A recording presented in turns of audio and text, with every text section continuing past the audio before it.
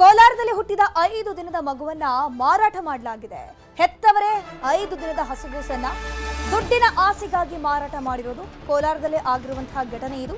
ಹುಟ್ಟಿ 5 ದಿನ ಆಗುತ್ತೆ. ಹೆತ್ತವರೇ ಆ ಮಗುವನ್ನ ಬೇರೆಯವರಿಗೆ ದುಡ್ಡಿಗೋಸ್ಕರ ಹಸುಗೂಸನ್ನ ಮಾರಾಟ ಮಾಡಿದ್ದಾರೆ. ಕೋಲಾರದ ಶ್ರೀನಿವಾಸಪುರದ ಪಟ್ಟಣದಲ್ಲಿ ಘಟನೆ ನಡೆದಿರೋದು.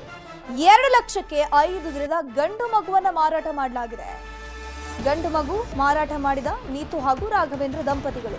ಮಕ್ಕಳ ಮಾರಾಟ ಜಾಲದ ಮಧ್ಯವರ್ತಿಗೆ ಇದನ್ನ ಮಾರಾಟ ಮಾಡಲಾಗಿದೆ. ಹಾಗಾದ್ರೆ ಇಲ್ಲಿ ಮಕ್ಕಳ ಮಾರಾಟ ಮಾಡುವಂತಹ ಜಾಲ ದೊಡ್ಡ ಮಟ್ಟದಲ್ಲಿ ಬೆಳೆದಿದೆ ಕೋಲಾರದಲ್ಲಿ ಅನ್ನುವಂಥದ್ದು. ಮಧ್ಯವರ್ತಿ ಏನಿದ್ದಾನೆ ಈತನಿಗೆ 2 ಲಕ್ಷಕ್ಕೆ ಆ ಪೋಷಕರು 5 ವರ್ಷದ ಹಸುಗೂಸನ್ನ ಮಾರಾಟ ಮಾಡಿದ್ದಾರೆ. ಮಧ್ಯವರ್ತಿ ನಾರಾಯಣ ಖಾಕಿ ವಶದಲ್ಲಿದ್ದಾನೆ. ವಿಚಾರವನ್ನ ಬಾಯ್ಬಿಟ್ಟಿದ್ದಾನೆ. ಮಗುವನ್ನ ಬೇರೊಬ್ಬರಿಗೆ ಹೆಚ್ಚಿನ ಬೆಲೆಗೆ ಮಾರಾಟ ಮಾಡಿರುವಂತಹ ಶಂಕೆ ವ್ಯಕ್ತ ಆಗ್ತಿದೆ. ಈಗಾಗಲೇ ಆ ಮಗುವನ್ನ ಪೋಷಕರಿಂದ ಪಡ್ಕೊಂಡು ಮಧ್ಯವರ್ತಿ ಶಂಕರನಾರಾಯಣ ಏನಿದ್ದಾನೆ ಇವನು ಬೇರೆಯವರಿಗೂ ಕೂಡ ಮಾರಾಟ ಮಾಡಿದ್ದಾನೆ.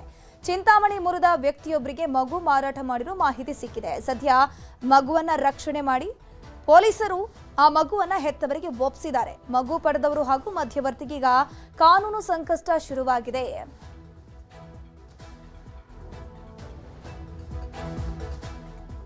ಇದಾಗಿದೆ ಈ ಕ್ಷಣದ ಪ್ರಮುಖ ಸುದ್ದಿ. ನೋಡ್ತಾ ಇರಿ ನ್ಯೂಸ್ 18 ಕನ್ನಡ. ಜಾಲ ನಮ್ಮದು, ಬಲ ನಿಮ್ಮದು.